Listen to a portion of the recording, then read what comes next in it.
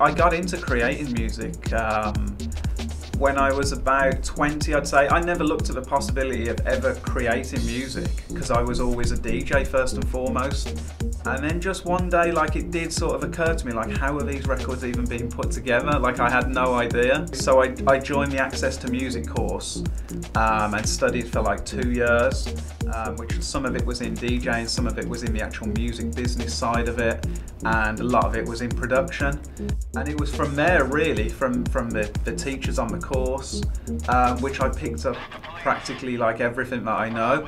All the tips, all the tricks, just some amazing eye-openers that I would, if I was sitting at home trying to make music on my own, I wouldn't even be where I am right now. It's so important to have, you know, that one-to-one interaction with a tutor or, you know, a mentor. Because you can watch tutorials on the internet and you can, you know, follow guides online, but at the end of the day there will always come a point when you're sitting there in the studio and you're like, you hit a brick wall, or this doesn't work, or that doesn't work. Whereas if you've got someone who already knows what they're doing, you know, i.e. like a tutor or a lecturer, it speeds things up tenfold, because you can say, I'd actually like this sound to do that, like how can I do that? Because I think when you're an artist or a musician, you always have like an inquisitive brain and you're always wanting to like push the boundaries, or you should be. And so obviously if you sit there watching a YouTube video, you'll get so far, but your mind will be thinking, but what happens if I took that and then I tried it with that? Well, if you're on a course and you're with a tutor, they'll tell you in seconds, you know, you just say, I want to do this, and they'll be like, oh yeah, okay, so, you know, let's try doing this with this. I think it's so important to understand the fundamentals of music.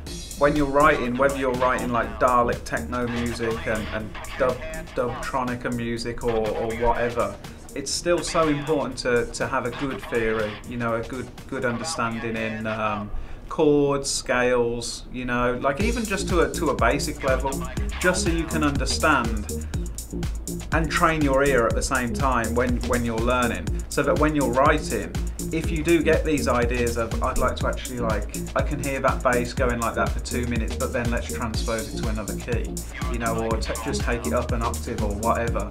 If you just have a good solid understanding of the basics of music theory, like, that will help you so much, you know. And like I say, training your ear is vital, because it can save you a lot of time as well if you know when something's out of key. If you're collaborating with people, it can only help.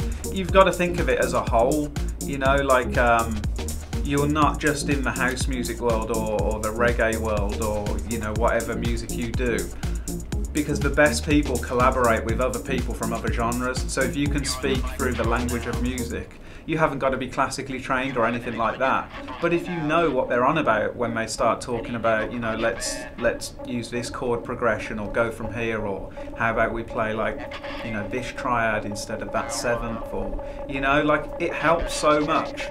And you just be inquisitive and just want to get that under your belt.